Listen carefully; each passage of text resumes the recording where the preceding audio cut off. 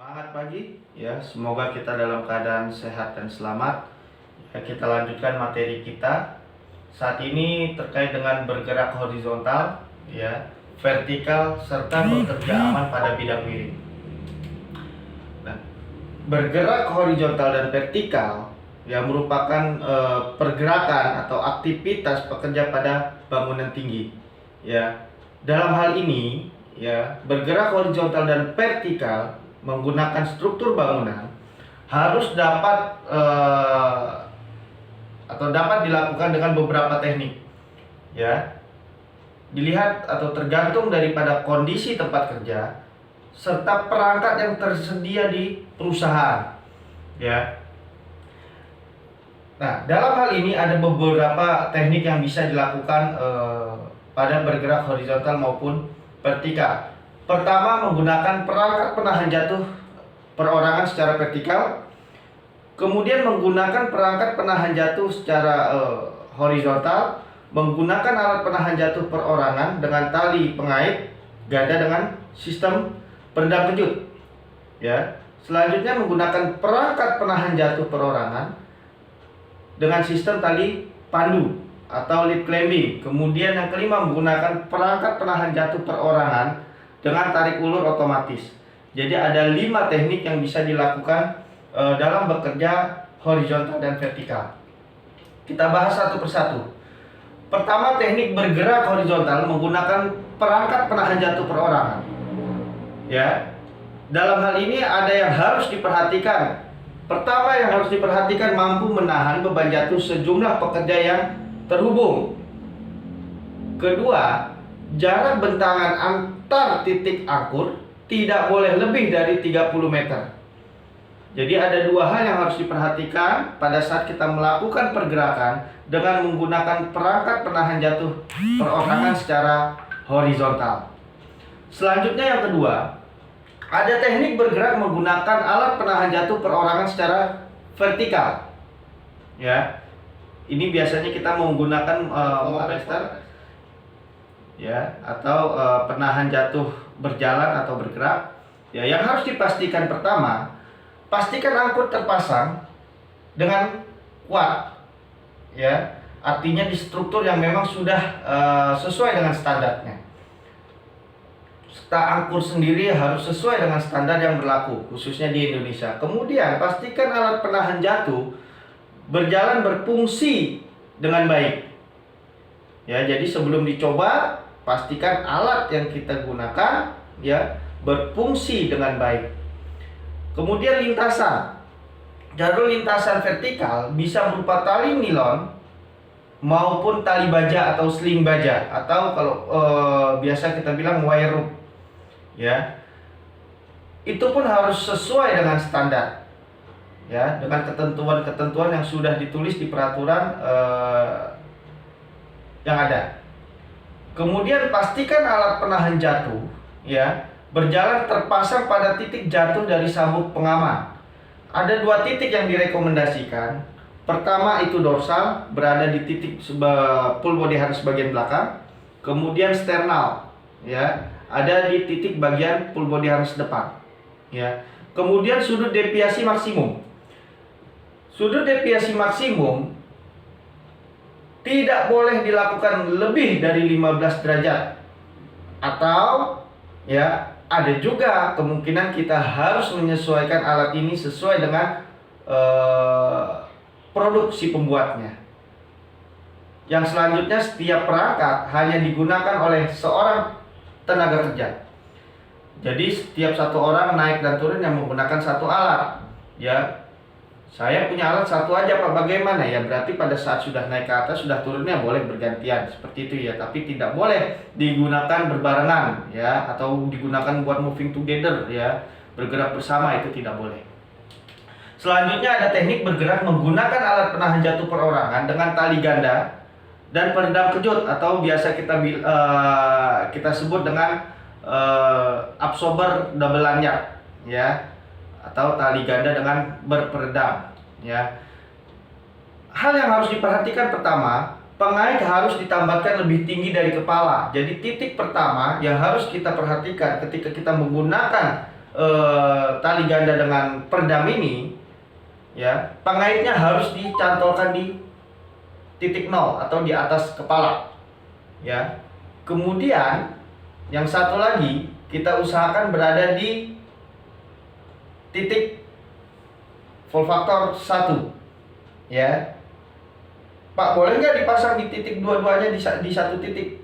Usahakan jangan dipasang di satu titik yang sama, ya. Kita nggak pernah tahu, ya, kita sudah periksa itu kuat, pada saat kena beban ternyata malah ada hal yang tidak diinginkan. Jadi pastikan di titik yang berbeda. Yang sama tadi, kemudian pengait tidak ditambahkan pada struktur yang dapat menambah jarak jatuh. Bagaimana kita tahu, ya, pada saat kita jatuh, ya, tidak menambah jauh, ya. Kalau ada struktur, ya, kita pasang bukan pada tali vertikal, ya, tetapi dipasang pada struktur yang horizontal, ya. Jadi seperti ini. Selanjutnya, seling angkur dapat digunakan apabila pengait tidak cukup lebar, ya, untuk dikaitkan secara langsung.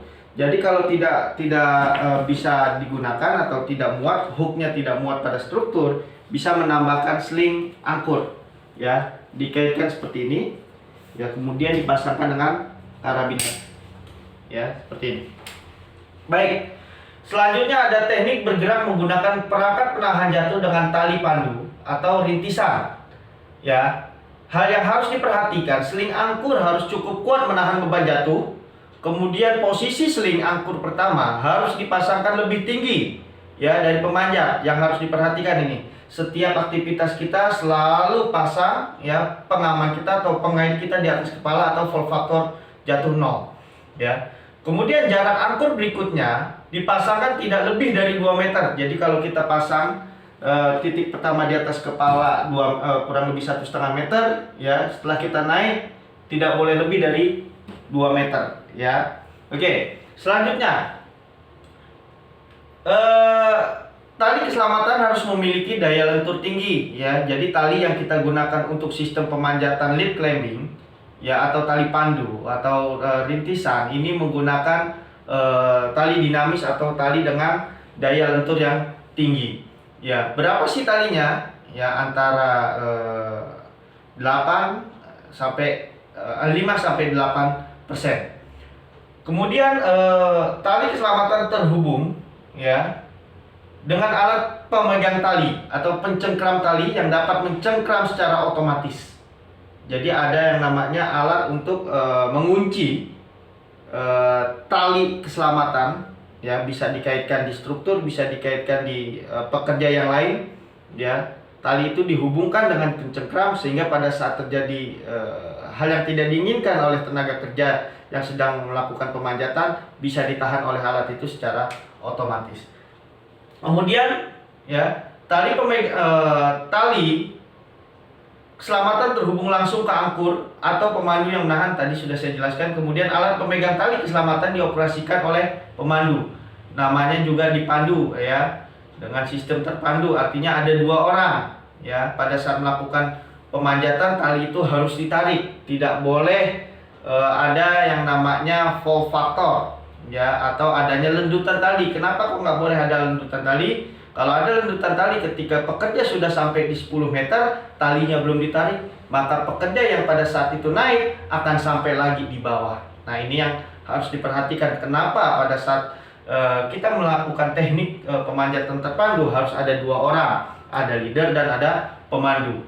Kemudian, ya, yang terakhir ini ada komunikasi. Ini penting, komunikasi, ya. Saya berharap seorang belay, ya, fokus dengan tenaga kerja atau dengan leadernya yang sedang melakukan pemanjatan menuju ke atas maupun pergerakan menuju turun, ya. Ini harus diperhatikan sehingga apa? Perlunya komunikasi. Apakah di atas dalam kondisi yang aman, apakah di atas ada kondisi yang tidak aman, itu harus tahu, ya, seorang pemandu atau seorang belay. Selanjutnya ada teknik bergerak menggunakan perangkat penahan jatuh, ya, dengan tali pandu top rope. Ini tidak jauh beda antara climbing ada top rope. Jadi penggunaan tali pandu dengan top rope tali itu sudah dipasang di titik paling tinggi dengan pengait 2 angkur, ya. Ya, jadi sudah dipasang di atas. Nah, ini yang harus diperhatikan. Pertama, seling angkur harus cukup kuat menahan beban jatuh. Kemudian jarak angkur berikutnya dipasangkan tidak lebih dari 2 meter. Kemudian pastikan ikatan pada pemanjat terpasang pada titik jatuh dari sabuk pengaman, ya. Kemudian ada tali keselamatan terhubung dengan alat pemegang tali.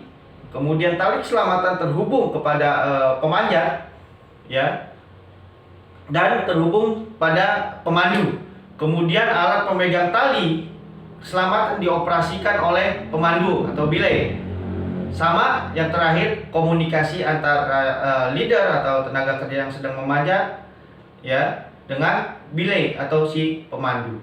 Selanjutnya ada yang namanya, ini teknik menggunakan tali tarik ulur otomatis, ya.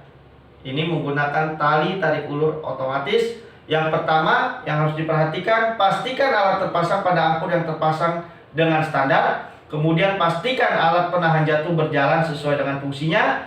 Kemudian pastikan alat penahan jatuh berjalan terpasang pada titik jatuh dari sabuk pengaman. Kemudian sudut deviasi maksimum dari garis lurus vertikal tidak boleh lebih dari 15 derajat atau bisa disesuaikan dengan produk dan alat tersebut.